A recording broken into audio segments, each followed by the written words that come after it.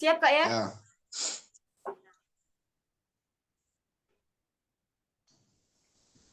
Mulai ya.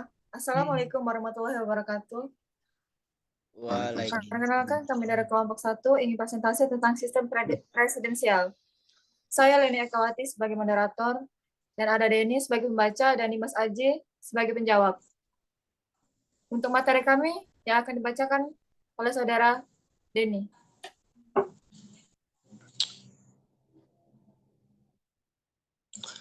Judul materi penegasan dan penguatan sistem presidensial.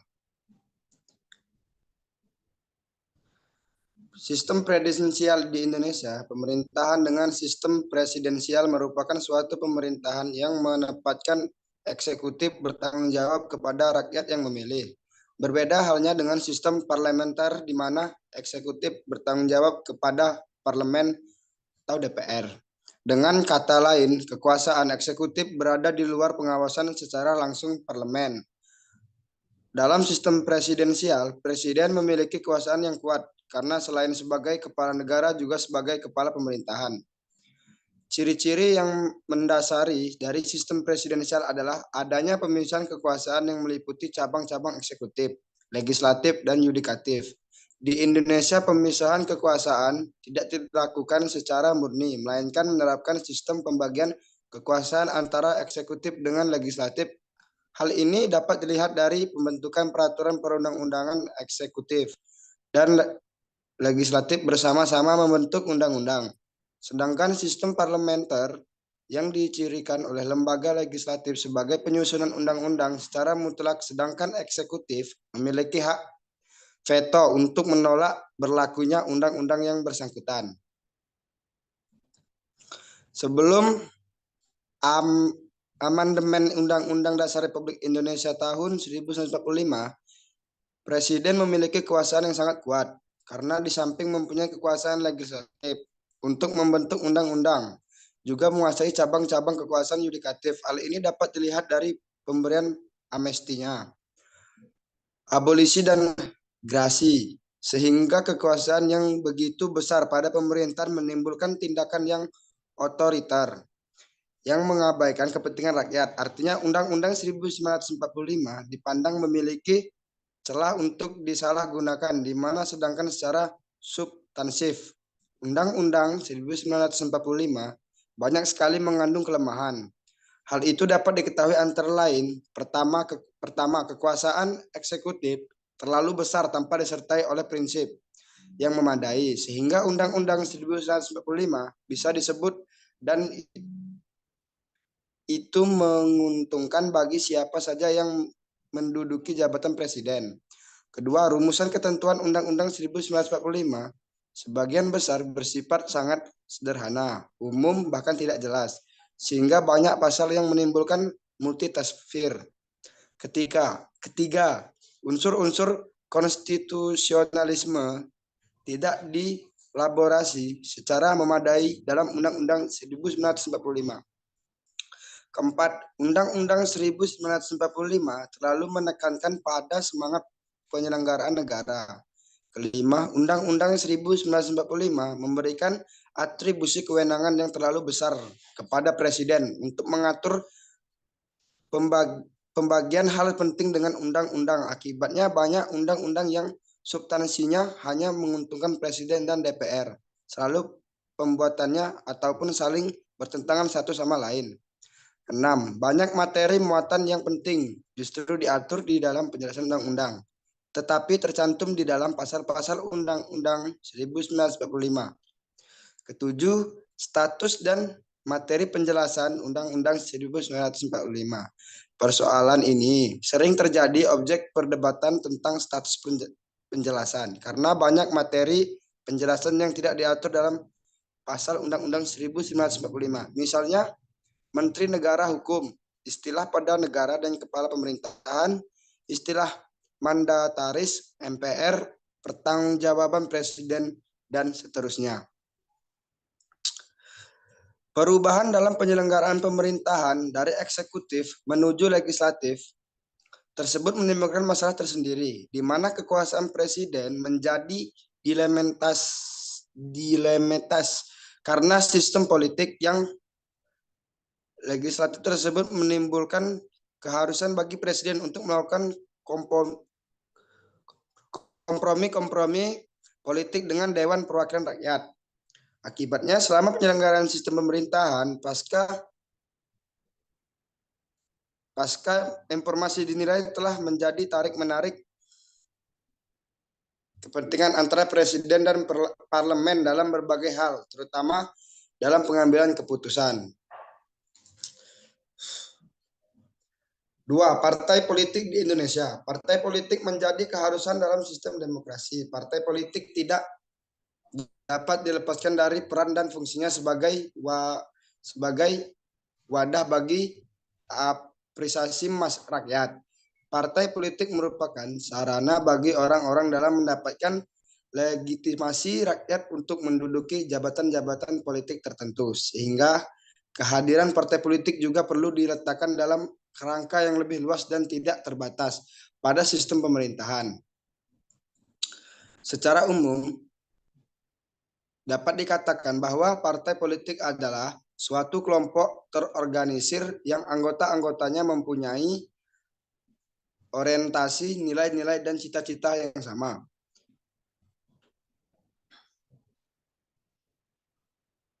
Tujuan kelompok ini adalah untuk memperoleh kekuasaan politik dan merebut kedudukan politik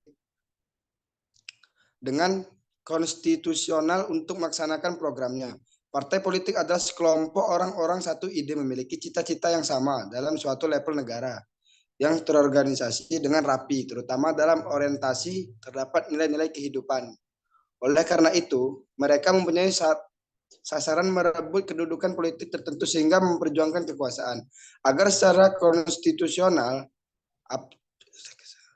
absah dilegitimasi serta kebijakannya diterima kemudian ikut dalam pengambilan keputusan pemerintahan. Indonesia mempunyai sejarah yang panjang dalam berbagai jenis sistem multipartai. Sistem ini telah melalui beberapa tahapan dengan bobot kompetitif yang berbeda-beda. Mulai 1949, Indonesia berupaya untuk mendirikan satu sistem multipartai yang negatif. Salah satu dampak sistem multipartai yang kaku seperti dikenal dalam era Orde Baru ialah banyaknya dinamika politik yang tak bisa tercermin dunia ini dalam sistem kepartaian yang ada.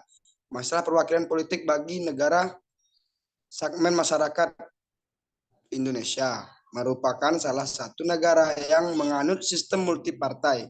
Sistem multipartai merupakan sistem yang dianggap tepat mengingat di Indonesia memiliki perbedaan yang cukup tajam dalam pengaturan ras, agama, budaya, dan kelompok masyarakat lainnya, sehingga dengan sistem multipartai akan dapat mengakomodir semua kepentingan dengan ideologi yang dianut oleh masing-masing partai yang ada. 3. Analisis penguatan sistem presidensial. Berdasarkan dinamika perkembangan, capaian dan efektivitas pelaksanaan sistem presidensial dalam sistem ketatanegaraan Indonesia dewasa ini maka masuk sebagai berikut. Berdasarkan praktik penyelenggaraan negara, bagaimanakah efektivitas implementasi sistem presidensial dewasa ini? Bila dipandang belum efektif dan optimal, aspek manakah yang dipandang penting untuk dilakukan terhadap sistem presidensial?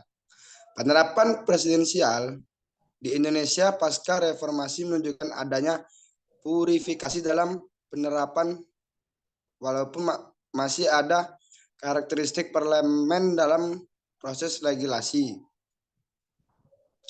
Pada negara yang menganut sistem multipartai, koalisi telah menjadi keharusan sebagai hal yang wajib dilakukan sebagai partai pemenang pemilu. Hal ini didasarkan bahwa jumlah massa akan terpecah pada banyak partai yang ada di parlemen.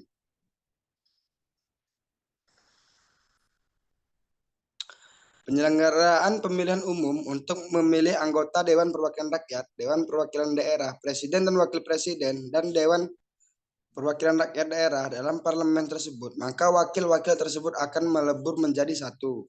Dilema yang terjadi dengan sistem multipartai pemilu adalah terkait dengan pengaturan bagaimana dengan partai politik yang hanya mendapatkan minoritas dapat dilakukan. Selain itu, koalisi juga diperlakukan dalam sistem presidensial yang agar mendapat dukungan dari parlemen untuk membentuk peraturan. Pada negara yang menganut sistem multipartai, koalisi telah menjadi keharusan sebagai yang wajib dilakukan bagi partai pemenang pemilu.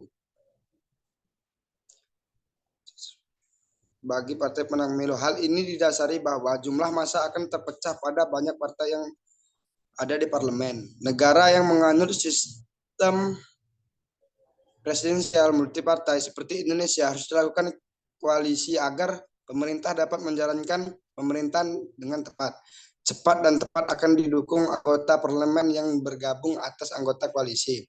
Dalam mengatasi persoalan tersebut, langkah-langkah yang dapat dilakukan adalah dengan melakukan penyederhanaan sistem multipartai atau bahkan mengubah sistem multipartai menuju sistem partai. Sebagai partai yang kalah dalam pemilihan umum, partai ini melakukan kontrol atas partai yang menang dalam pemilihan umum, tetapi partai yang kalah tetap loyal terhadap sistem politik. Walaupun berupa keras mengalahkan partai yang berkuasa, partai tersebut tidak berupaya mengganti sistem politik yang berlaku. Pada umumnya, dianggap bahwa sistem dui partai lebih kondusif untuk terpilihnya stabilitas karena perbedaan yang jelas antara partai pemerintah dan partai oposisi. Penyederhanaan dari multipartai menuju dui partai dilakukan dengan memperkuat sistem presidensial, di mana partai presiden di dalam pengambilan keputusan dapat bertindak secara cepat dan tepat tanpa mempertimbangkan kepentingan partai lainnya.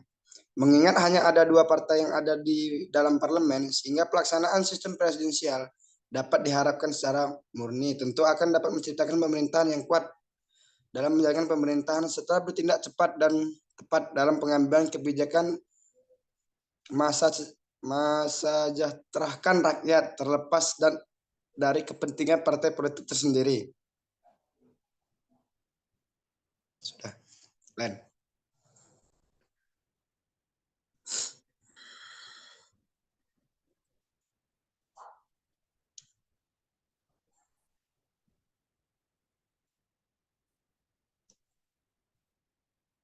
Hidup ke dulu.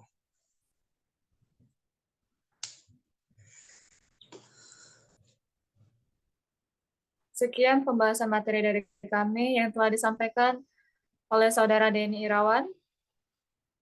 Baiklah teman-teman, apakah ada pertanyaan yang perlu ditanyakan? Kami buka dua sesi pertanyaan.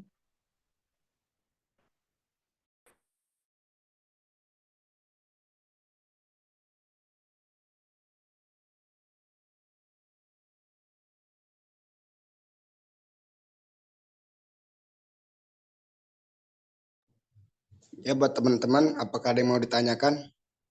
Untuk saudara Randy Fahmi, ada yang mau ditanyakan, Bapak?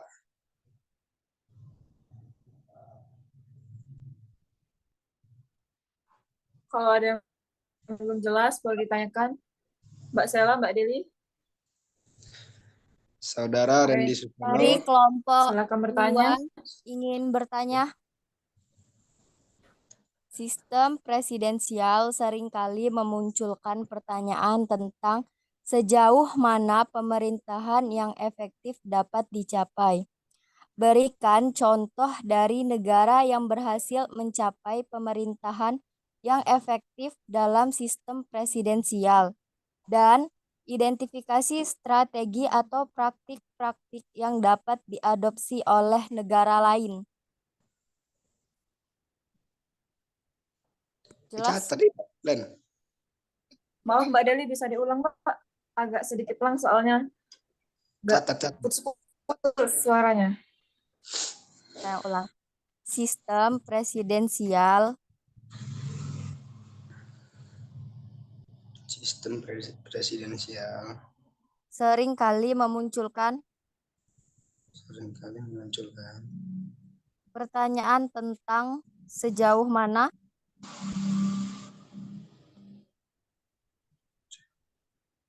Sejauh mana? Pemerintahan yang efektif dapat dicapai. Pemerintahan yang efektif dapat dicapai. Berikan contoh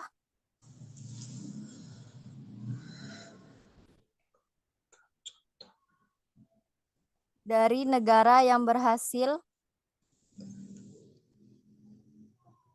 Dari negara yang berhasil mencapai pemerintahan yang efektif. capai tidak panjang Anda. Tidak Pemerintahan yang apa tadi? efektif. Dalam sistem presidensial. Dalam sistem presidensial. Terus Serta sebutkan strategi atau strategi atau praktik-praktik yang dapat diadopsi oleh negara lain. apa tadi? Serta sebutkan Strategi atau praktik-praktik praktik terus yang dapat diadopsi oleh negara lain. yang dapat diadopsi negara lain. Ya. Untuk saudara Dimas bisa dijawab.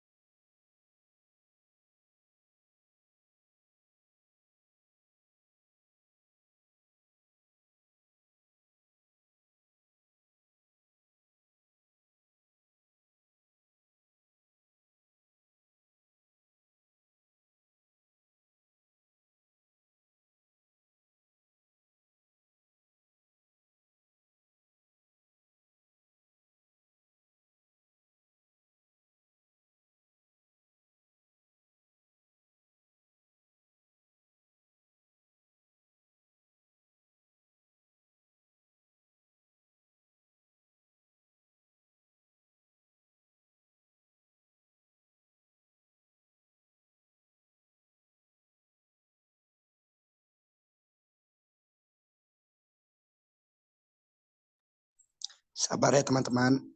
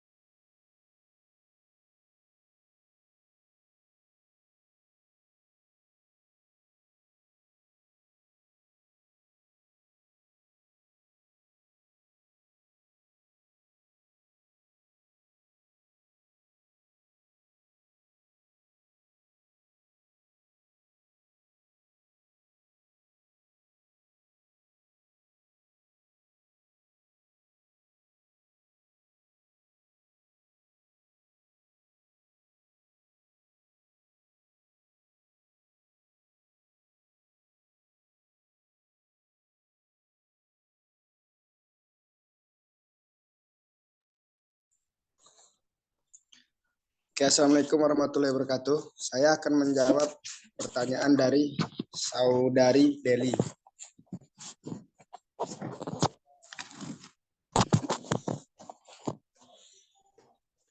Oke, pertanyaan ini sungguh sulit ya teman-teman.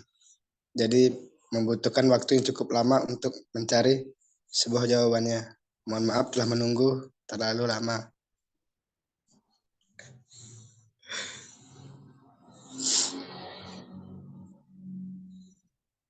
Oh.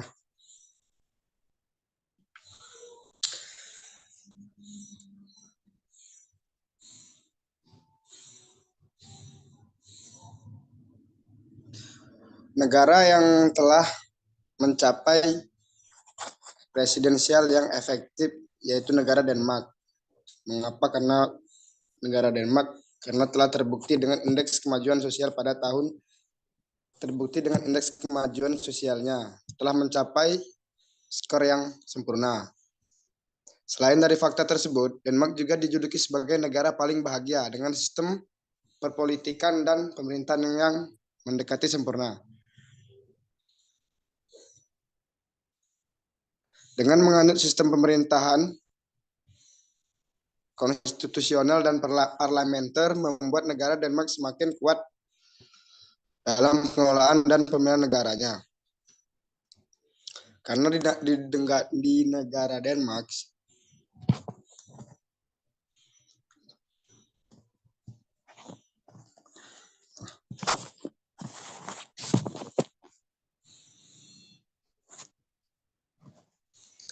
bingung aku nih jelasnya.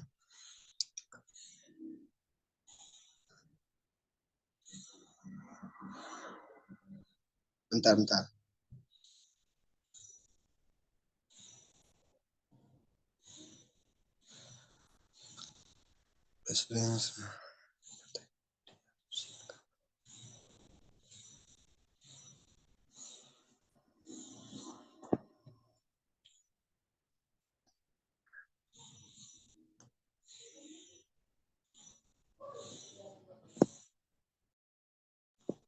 Bentar ya, sabar. Masih bingung.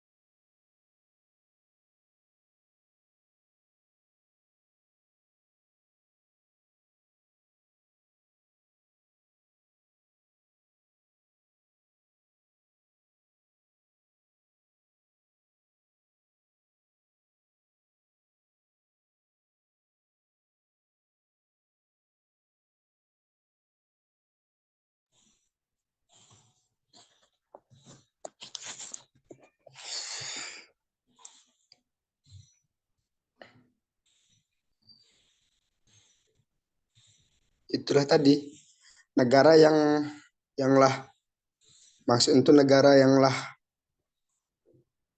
sistem pemerintahannya baik itu, yang bisa dianut itu, yang bisa dicontoh negara lain itu ya Denmark ini. Karena Denmark aman di Indonesia kan, mana ya?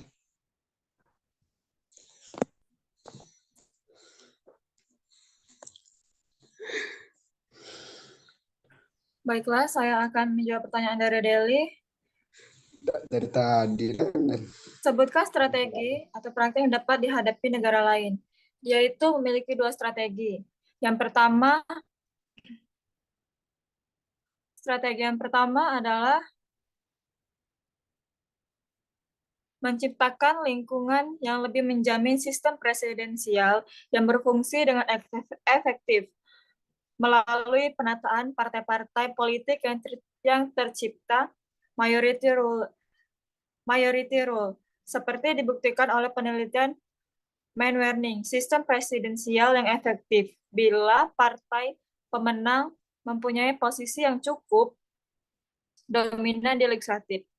Yang kedua, dapat ditempuh kalau seluruh bangsa sudah yakin betul bahwa sistem presidensial adalah yang terbaik bagi bangsa ini adalah menetapkan negara pemerintah atau sistem koalisasi serta diterapkan oleh beberapa negara seperti Eropa Timur dan Azerbaijan. Baiklah Deli, apakah sudah jelas? Belum, bisakah diulang Yang mana Mbak diulangnya? dari awal, Mbak?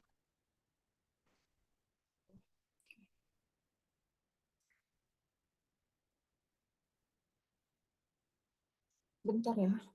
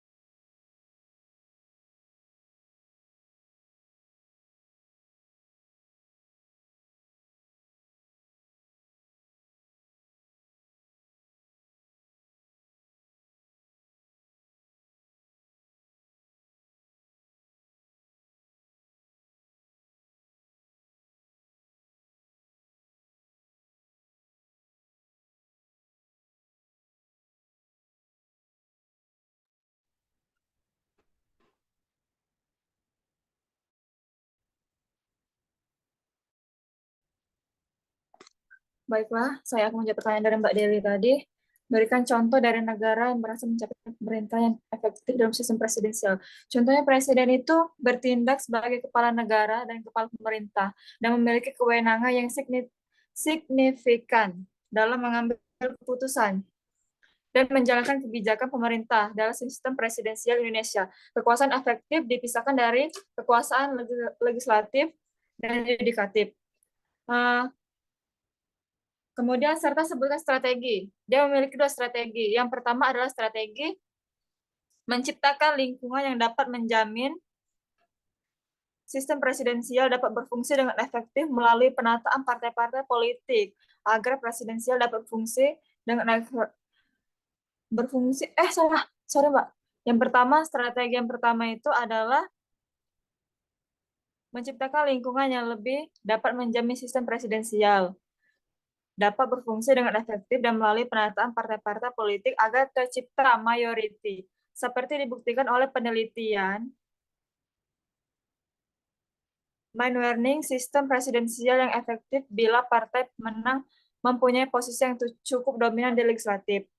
Sedangkan strategi yang kedua adalah dapat ditempuh kalau seluruh bangsa sudah yakin betul bahwa sistem presidensial adalah yang terbaik bagi bangsa ini, adalah menetapkan sistem pemerintahan yang pemerintahnya koalisi seperti diterapkan pada beberapa negara, yaitu seperti negara Eropa dan Azerbaijan. Gimana Mbak Adela, apakah sudah jelas?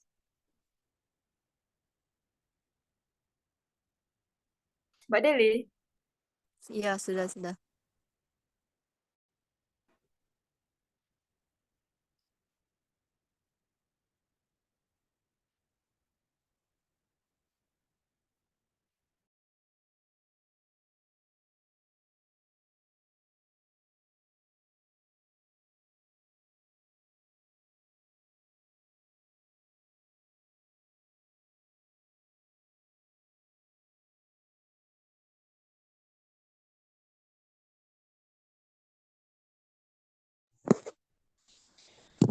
Gimana? Apakah ada yang mau ditanyakan lagi untuk rekan-rekan yang lain?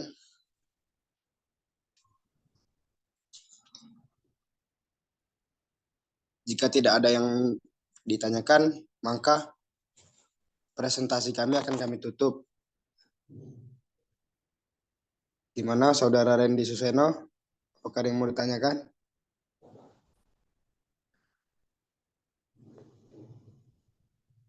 Baiklah, kalau cukup, itulah presentasi dari kelompok kami, kelompok 1.